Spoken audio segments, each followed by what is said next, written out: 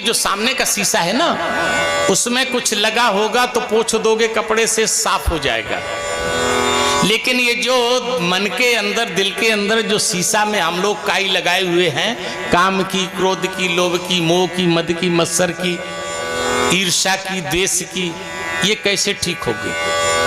और इन्हीं काई की वजह से हमें अपना चेहरा नहीं दिखाई दे रहा कि आखिर हम हैं कौन। चेहरा दिखाई दे जाए तो जीव का कल्याण ही हो जाए कि हम ये नहीं हैं जो हम दिखाई दे रहे हैं। हम तो वो शुद्ध बुद्ध परमात्मा की संतान है, जो वो है वो हम हैं। अब इसको सुधार कैसे किया जाए? निज मन मुकोर सुधार, गुरु तत्व के चरणों की रज को लेकर के धीरे धीरे धीरे धीरे अपने मन का जो दर्पण है ना, उसको सुधारिए, दर्पण को सुधारिए।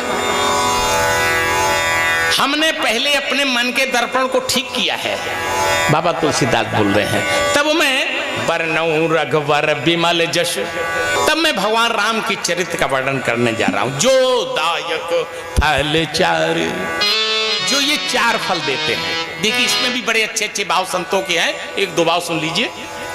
4 फल का मतलब है धर्म, अर्थ, काम और मोक्ष।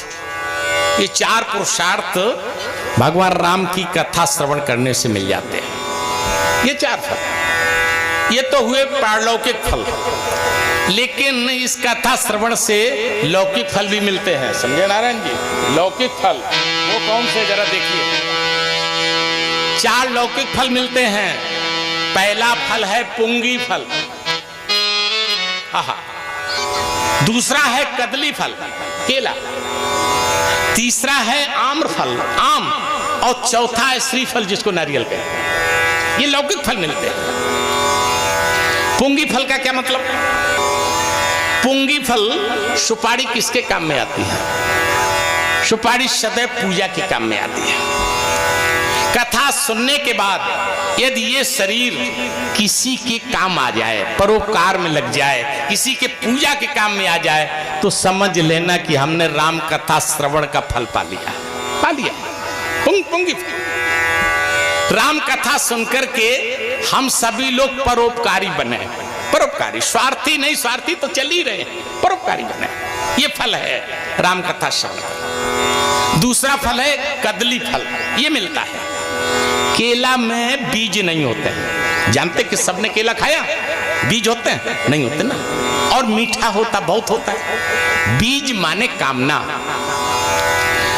राम कथा सुनकर के यदि कामनाओं का बीज रह गया हमारे हृदय में, ये भी चाहिए, ये भी चाहिए, ये भी लेना, ये भी लेना है, हमने राम कथा सुनी नहीं, ना हमें राम कथा का फल मिला। राम कथा नहीं, राम कथा सुनने के बाद सभी कामनाओं को मिटा दें। हो ये सोई जो राम रचि राखा, काहे की कामना, काहे कामना। तीसरा फल मिलता है आम्र का फल, जिसको संत कहते हैं रस भरा जीवन। राम कथा सुनकर के भी जो शुष्क जीवन जिए, मुंह टेढ़ा टेढ़ा करके चलता रहे, मुंह लटकाए, तो उसको कथा श्रवण का फल नहीं मिला ना, नहीं मिला। आनंद के साथ जीवन जिए, आनंद के साथ। चौथा फल मिलता है श्रीफल, नारियल। नारियल देखा, ऊपर से सख्त होता है और अंदर से पानी पानी। राम कथा सुनने के बाद यदि कोई प्रतिकूल परिस्थिति आ जाए तो हम लोग शक्ति के साथ उस परिस्थिति का सामना करें, शक्ति के साथ। लेकिन समस्याओं के सामने सख्त रहें, लेकिन बाकी समय तो पानी पानी रहें, द्रवित होकर के रहें। ये राम कथा का फल है। यदि ये नहीं हो पाया है तो हमें राम कथा सुनने का फल नहीं मिला। बाबा तुलसीदास जी ने मंगलाचरण किया है। मंगलाचरण क्यों किया जाता है? एक तो जिसके मंगलाचरण करने से ग्रंथ इस संसार के जीवों का मंगल करता है, उसको मंगलाचरण कहते हैं। भगवान का पवित्र नाम का स्मरण ग्रंथ को निर्विघ्न समाप्त करने के लिए मंगलाचरण किया जाता है। प्रभु कृपा प्राप्त करने के लिए मंगलाचरण किया जाता है। लेकिन एक और अच्छा भाव संतों का है, मंगलाचरण का मतलब है मंगल आचरण। जिस कथा व्यास का मंगलमय आचरण हो उसी को राम कथा कहने का अधिकार है, उसी को अधिकार है। राम कथा कहने से पहले अपने आचरण को मंगलमय बनाइए। आचरण आपका पवित्र हो, शुद्ध हो, तभी राम कथा कहने के अधिकारी है। मंगलाचरण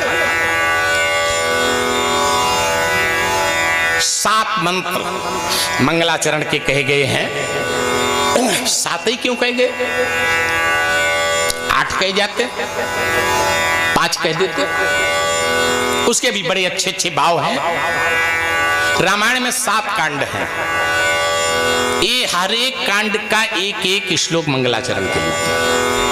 कुछ संतों ने कहा कि सप्ताह में 7 दिन होते हैं, इसलिए 7 श्लोक बाबा ने लिखे कि चाहे जिस दिन रामायण शुरू कर दो, चाहे जिस दिन, उसमें तिथि नहीं देखनी, न किसी से पूछना है कि कब शुभ दिन है राम कथा कहने के लिए, चाहे जब शुरू कर दो, 7 कांड बराबर।